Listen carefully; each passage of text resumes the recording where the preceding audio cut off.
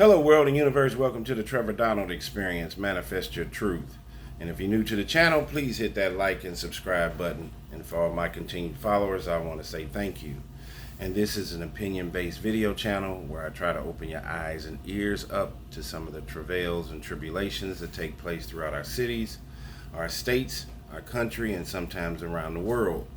And this is a very controversial subject that has been going on for years. This is all about reparations for black residents in Evanston, Illinois, a suburb of Chicago.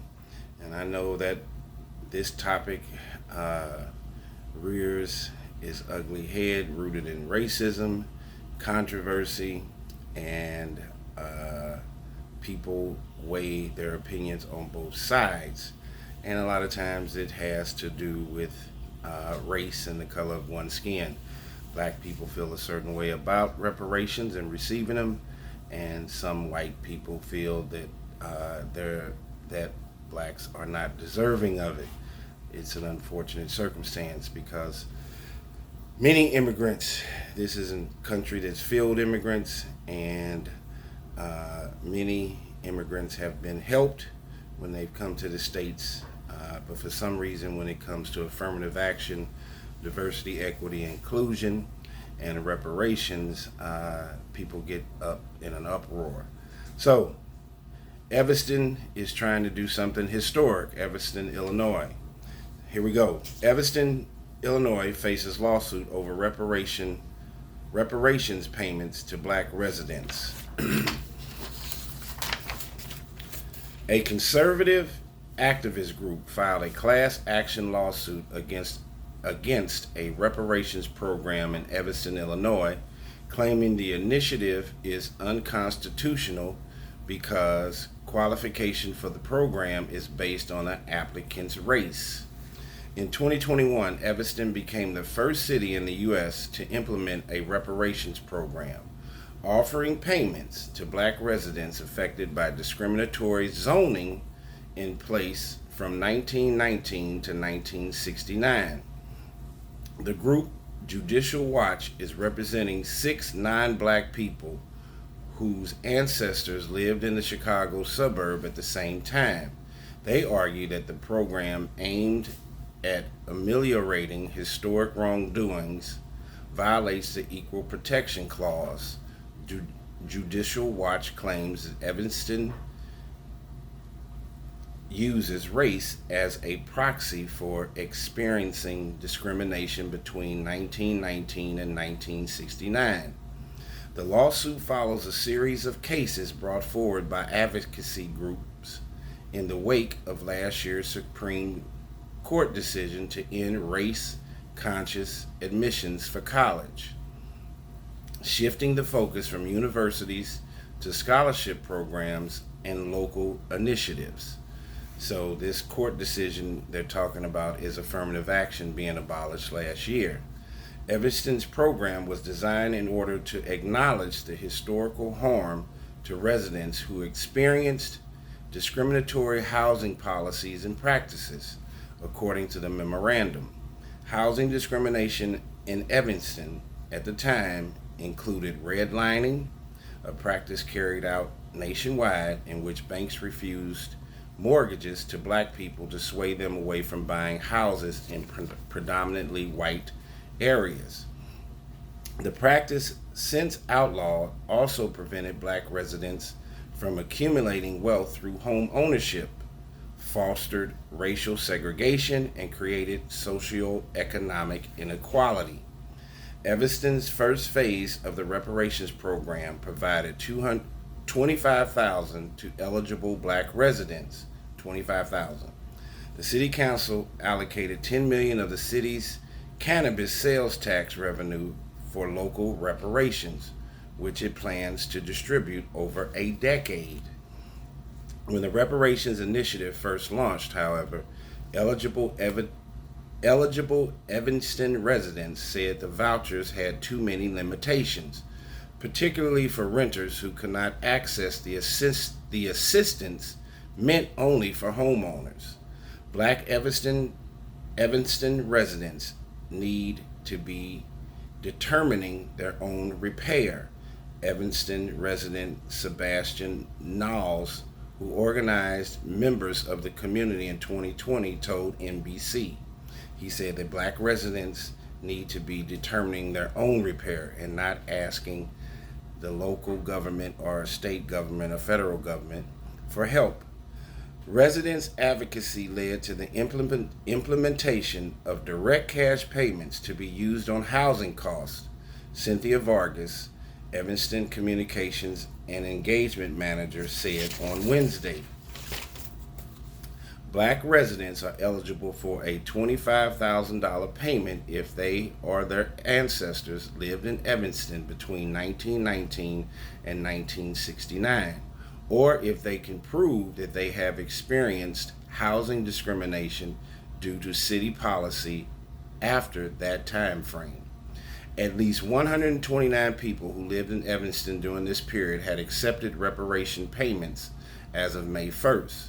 An additional 80 people who are descendants of those who lived in the city during that period are expected to receive payments this year, according to the Reparations Committee documents. Judicial Watch claims that the plaintiffs in its class action lawsuit should also be eligible for the program, satisfying all requirements except for the race requirement. The Evanston, Illinois Reparations Program is nothing more than a policy to redistribute tax dollars to individuals based on race, said the Judicial Watch president Tom Fenton said in a statement. The plaintiffs are also seeking $25,000 in damages and a judicial order prohibiting the city from continuing to use race as a requirement for receiving payments through the program. The city of Evanston does not comment on the specifics of pending litigation, but we will vehemently defend any lawsuit brought against our city's reparations program, Vargas wrote in a statement on Wednesday. Man, that is very interesting, being an African American man, a black man in America, and Evanston, and having roots from Chicago and the city of Evanston, Illinois, is taking a look in its own mirror where redlining was taking place, specific zoning type areas where people of color could not move into those areas. Also, banks were denying them loans so they couldn't move into particular areas. If all those are factual documents and factual statements that took place in the early 1900s and the mid 1900s, why not make up for the racial discrimination, the redlining, and give reparations to those individuals and their ancestors? We're talking $25,000. We're talking a $10 million cannabis tax that has been a new thing as a result of legalized marijuana. It's not like they're taking it from a fund that's been in existence in Evanston or the state of Illinois for the last 100 years, and it will be taking that, the reparations initiative will be taking away from other things that are necessary to have a healthy society in Evanston. I don't see anything wrong with it. As I said, this country, whether Trump or Biden or anybody says, uses a slogan, let's take our country back, who are we taking it back from? This is a country that was built on immigration. Everybody that's here is from somewhere else, unless, if you look at the historical perspective, you are Native American. Allegedly, they were the first people here in America.